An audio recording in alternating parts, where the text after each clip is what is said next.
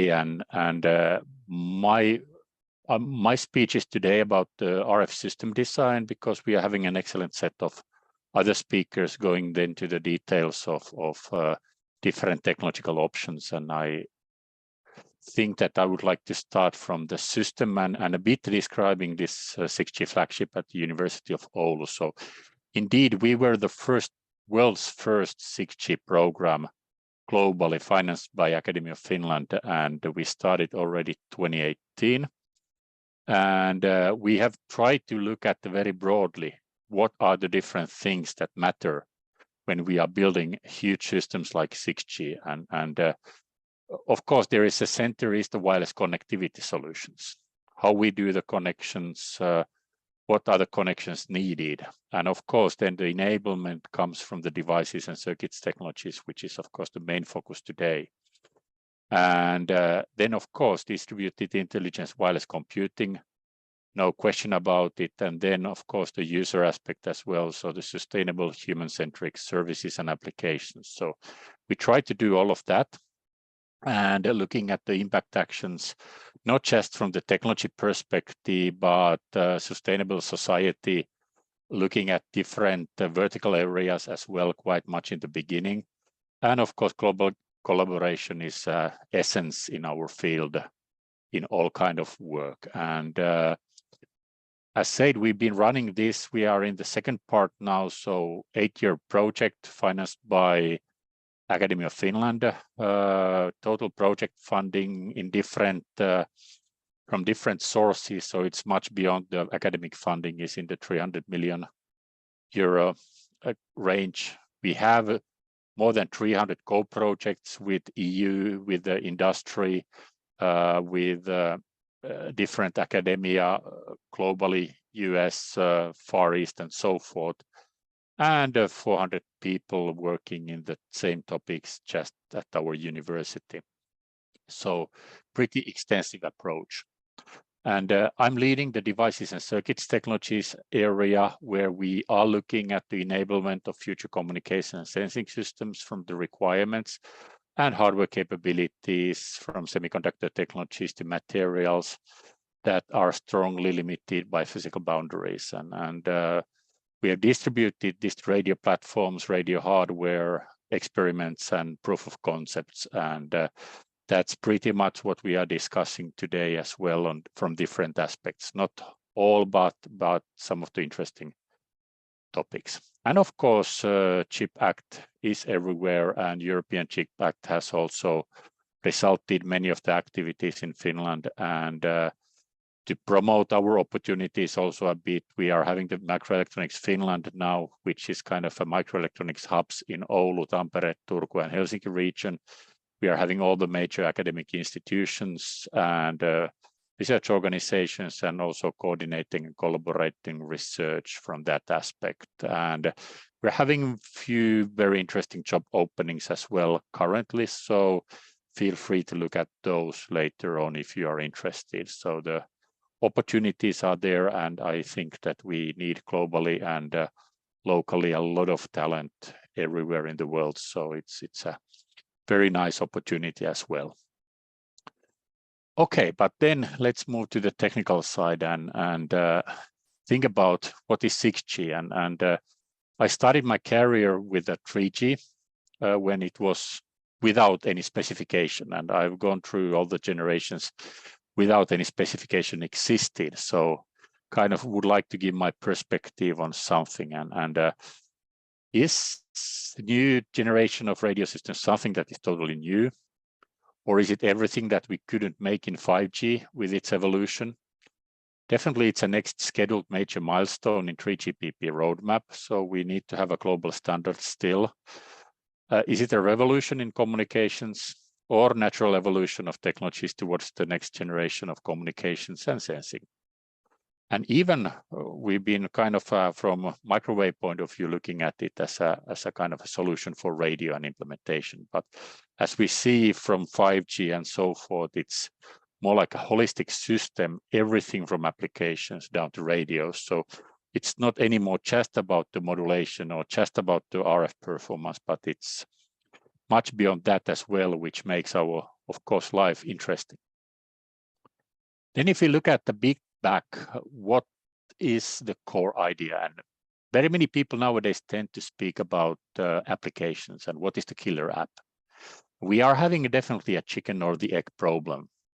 So are we kind of technology or use case driven market? And if we think about the back, we had in 2G one successful guess for the killer app, which was voice.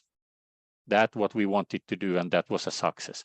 But in addition to that, we guessed only 50% correctly because nobody believed when the standardization was made that SMS would be that big deal. It was some sort of a maintenance messaging system that it was originally invented and actually invented in Finland. In 3G internet, we tried to make Office in the pocket. Maybe 4G was the one that we finally found it, and personal video distribution was the key item. We had in 5G a lot of thinking about the verticals and more capacity. And what is 6G? Is it wireless sensing, metaverse, holographic imaging, or so forth? And those are interesting worlds. However, we are still looking at the improved capacity and scalability. And really, indeed, the technology enablement is the key topic there. From RF technology point of view, we've been mostly working with the BiCMOS and CMOS technologies, except, of course, on the front ends, antennas, filters, and power amplifiers, which have had a much more diverse set of different technologies. In 6G, we have been starting to discuss about high frequencies, and what we can say about the technologies, they definitely exist already, so we are not inventing anymore a new transistor that will be able to make it. But what are the technologies there where we can make the best combination? That's definitely an interesting research problem.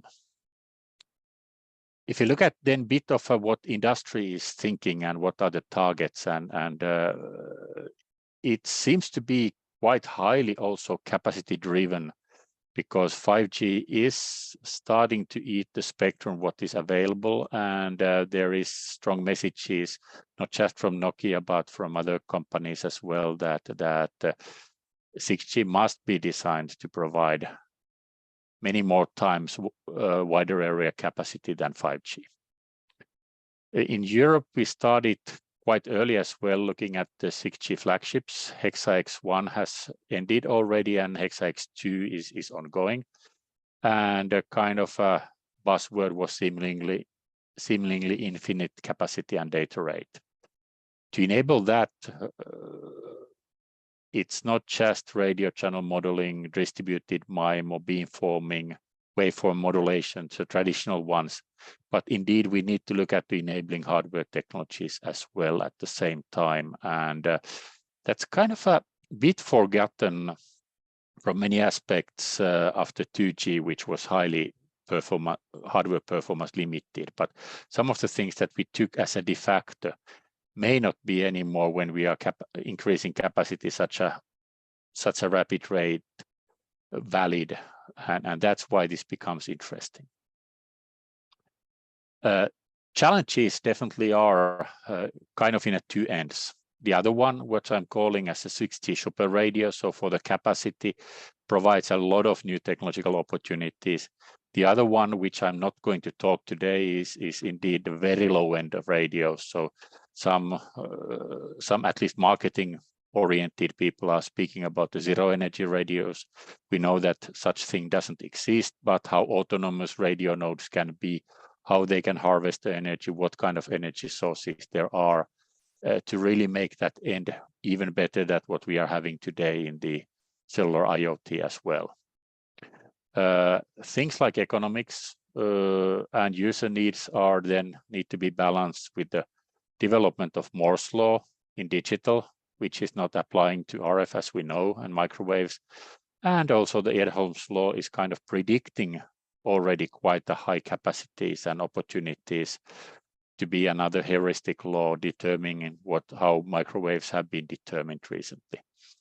So within those boundaries, then we need to work through materials to semiconductor technologies, RF analog mixed mode digital circuits, transceivers, wireless protocols, wireless systems and spectrum, internet and users and applications. So this whole stack becomes extremely complex if we start from the application perspective and then would like to exactly get the right materials and so forth.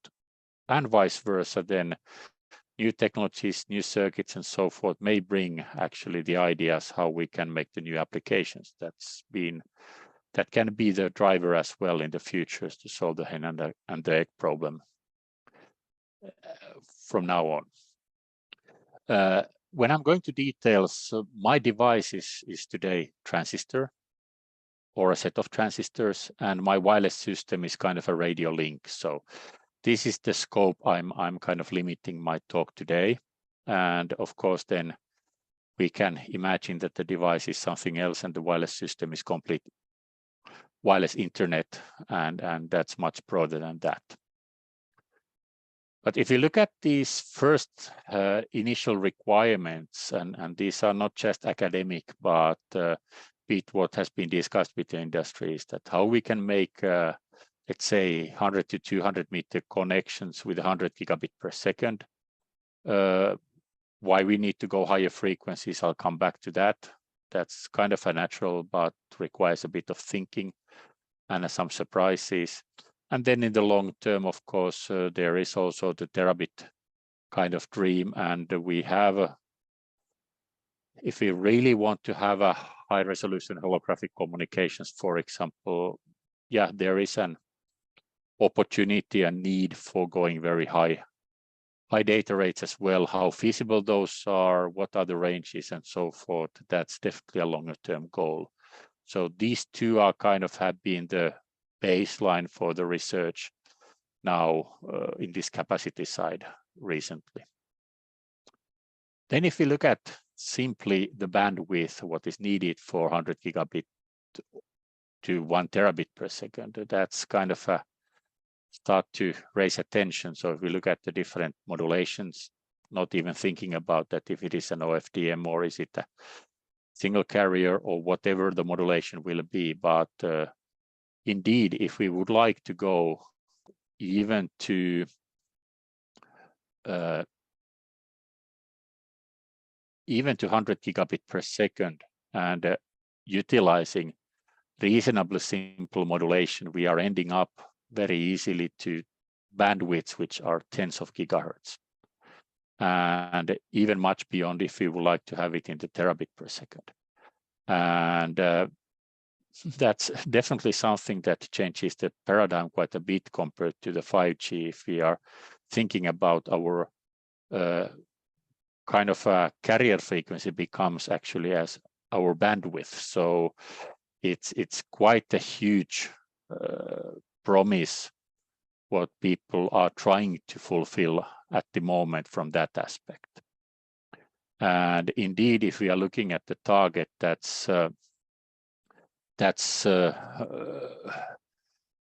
demanding large bandwidths, and of course that has consequences that will come soon after that.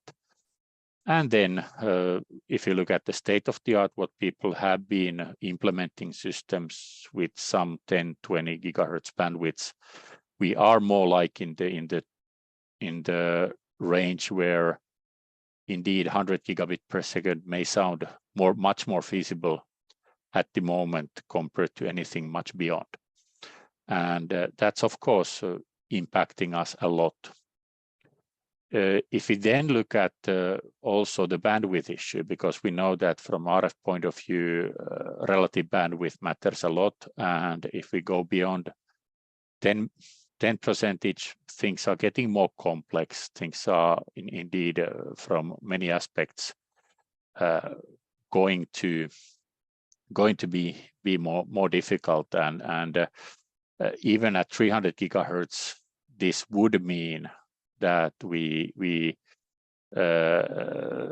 achieve the 10% bandwidth at 400 gigabit per second. And this is highlighting the system challenge, what we are having at the moment with these dreams and promises. And that is why I'm kind of promoting these hardware-friendly solutions. So we need to indeed design everything such a way that we have the technologies, we can utilize them as efficiently as possible and with the minimum energy as possible. And that should be highlighted also when we are planning the radio system from the day one, from the protocols and so forth. The other major question is that how many orthogonal radio channels we are having, for example, for MIMO, and I'll come back to that a bit later in my presentation. But anyways, kind of the conclusion is that we need larger bandwidths, we need higher radio frequencies, and that's why 6G research has been mostly in the range of 100 to 300 gigahertz. And the feasibility of MIMO has been studied, but doesn't look too promising at the moment, except of course on the dual polarized antenna and line of sight connections from that perspective. We'll come a bit on that then, what is the realism might be at the moment, because then if we are looking at it from industrial point of view and kind of making a one step forward and not trying to make a huge technological leap forward, many of these challenging use cases are actually in the range of 100 megabit per second to 10 gigabit per second range, not at 100 gigabit per second. But on the other hand, to make the solutions efficient, many of those need to be in the same cell. So for example, in base stations, 100 gigabit per second might be a realistic target. Still, if we look at the spectrum, if you look at how the signals are penetrating, how we are going to build the networks, there has been recently a lot of interest in the 7 to 20 gigahertz range. And then having a compromised capacity, better range, easier technology access, and then maybe the frequencies above 100 gigahertz are for the highest capacity needs.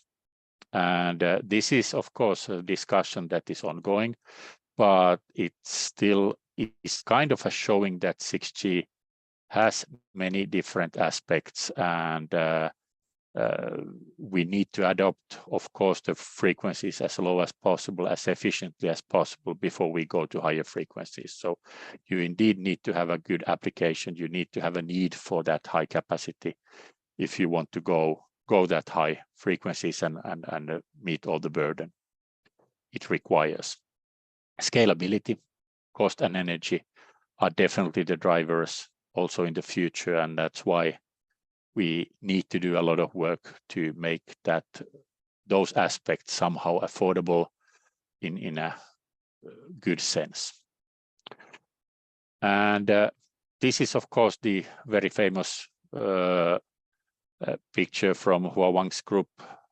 The link might be now outdated. I looked today and it's now in Zurich. So sorry, Hua, for that. But anyways, the observation is clear. As we are going higher in the frequencies, we are getting less power out of the transistors, and we definitely start to reach at 300 gigahertz.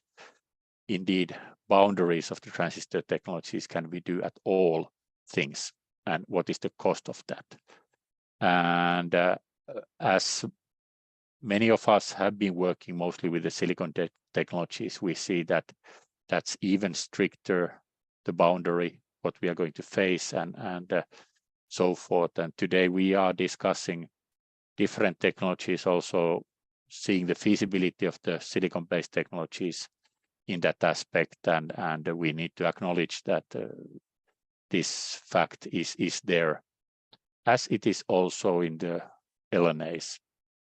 And although we see that the minimum noise of a single transistor is kind of maybe not behaving that badly at higher frequencies, but then when we are losing a lot of gain as well, we see kind of an exponential behavior in the worsening of the noise figure as well.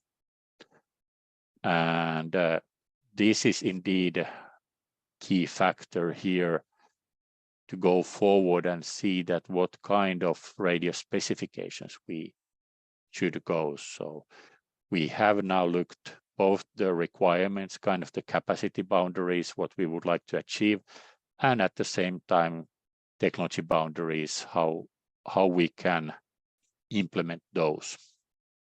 And if we are taking those and start to look at very classical link budget equation, relation between path loss, antenna gains, and received signals and transmitted power, we start to see what this indeed means. And in this case, I wanted to compare actually 3 different cases. So kind of starting from 4G, 20 megahertz LTE channel,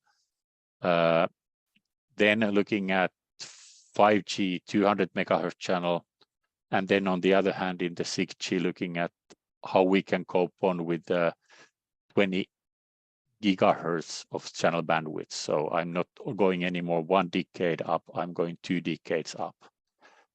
Thermal noise is there, definitely one of the key factors. I'll come back to that with one example a bit later, seeing that our signal domain is changing quite rapidly. 64 QAM has been used, kind of giving apples to apples comparison. Does it make sense at higher frequencies for ADCs and so forth from power consumption point of view? That's another question, but let's keep them somehow even.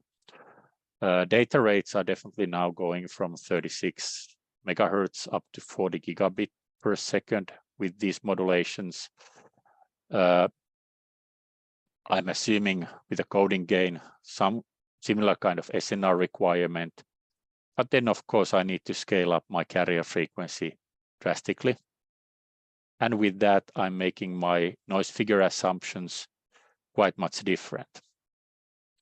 With this and with the output power estimates, with a single antenna solution, I'm moving from 400 megameters link to 1.3 centimeters link.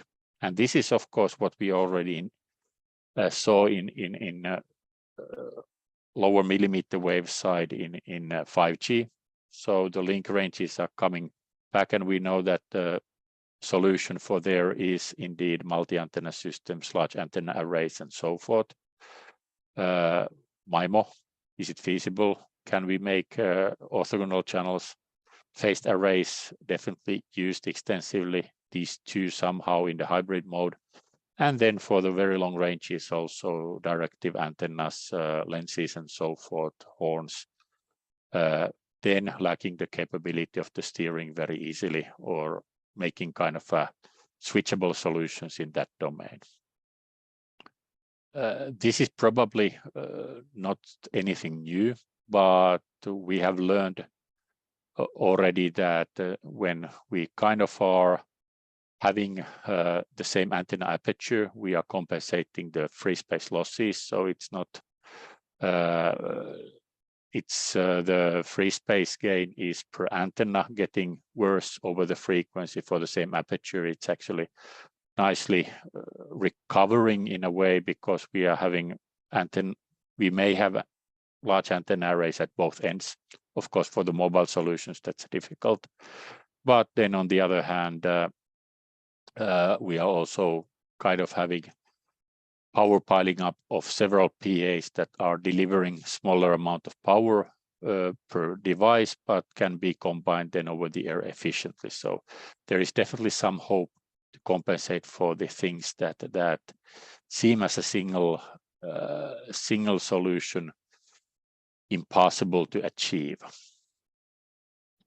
And if we then look at now how to compensate that and how to do 400-meter link actually for all of these systems, and looking also the output power PA, maybe 20 dBm at lower frequencies, 12 dBm modulated power. So this is including definitely the back off needed from the PA, and then even much lower at 200 gigahertz.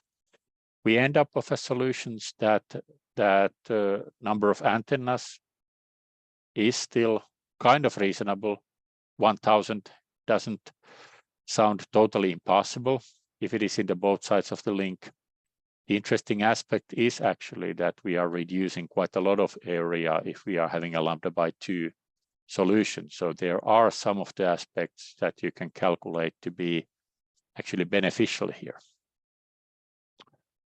So anyways, conclusion is that for the really long range, we definitely need directive antennas. We lose the steering capability quite a bit. MIMO is definitely available for the base stations and for the mobile solutions below 6 gigahertz. But then what is the phased array? How we are going to do in between is a major challenge for our industry.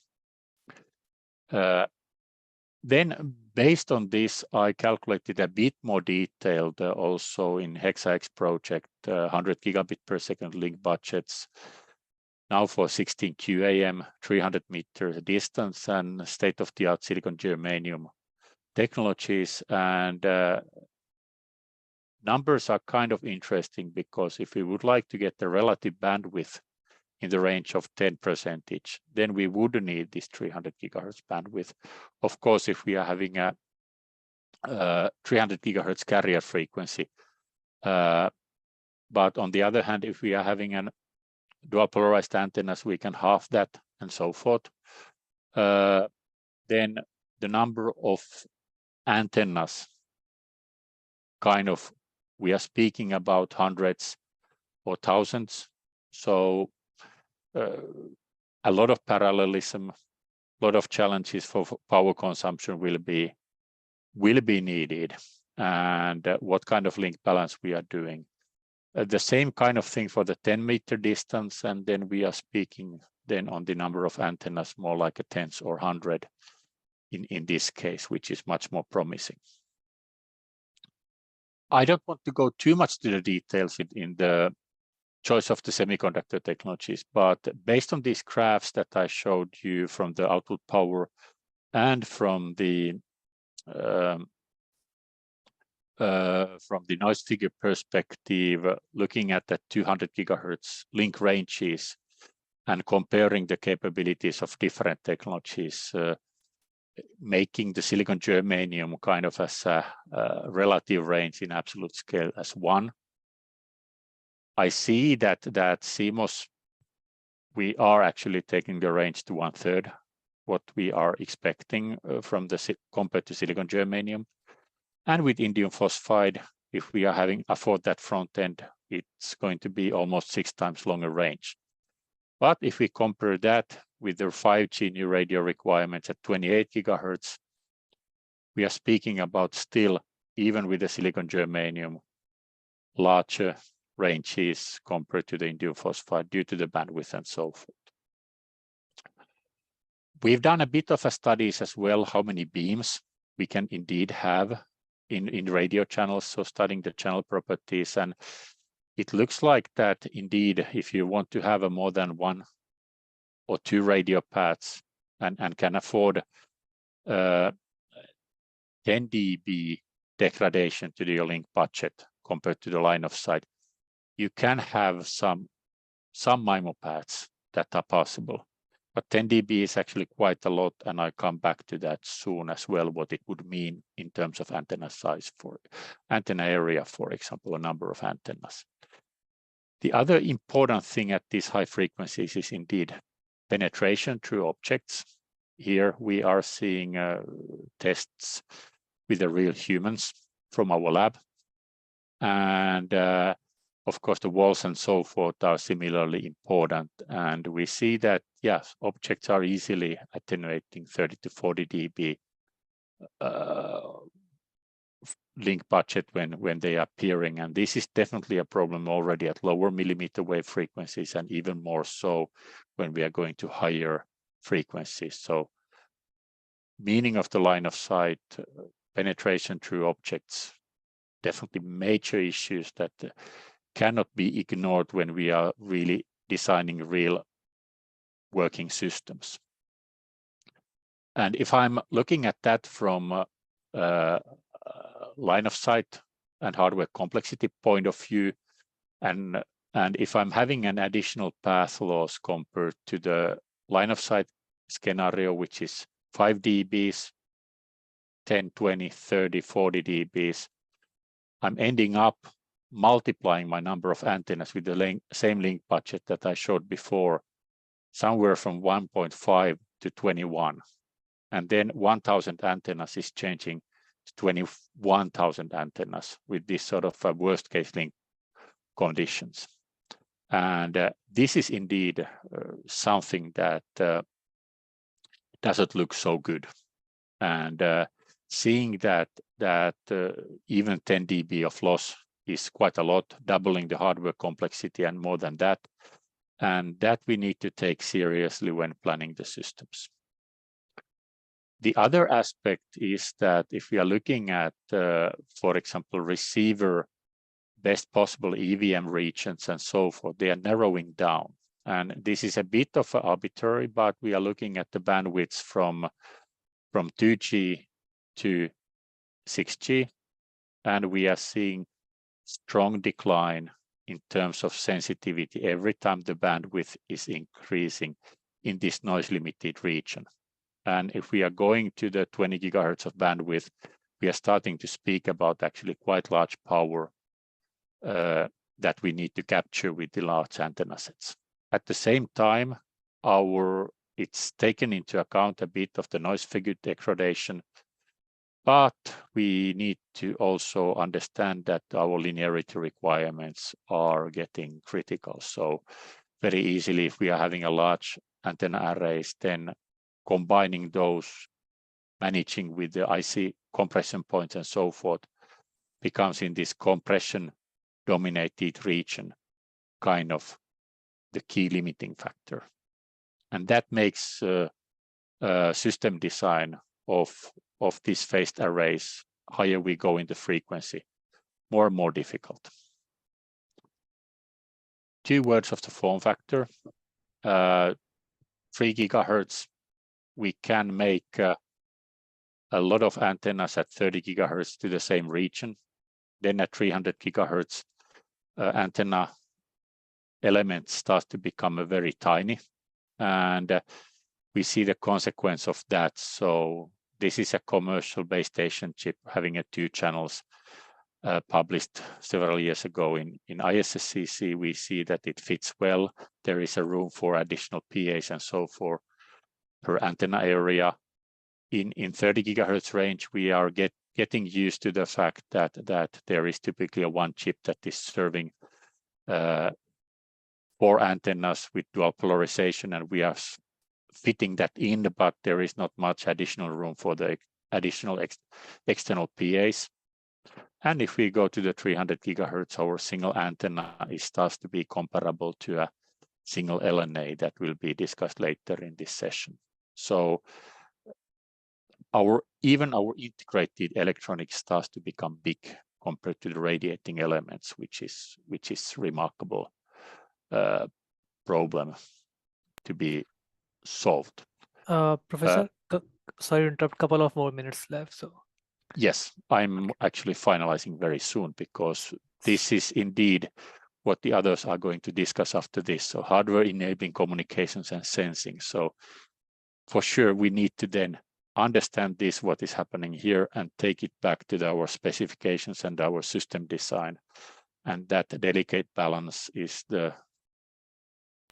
one of the interesting challenges for our field in the future.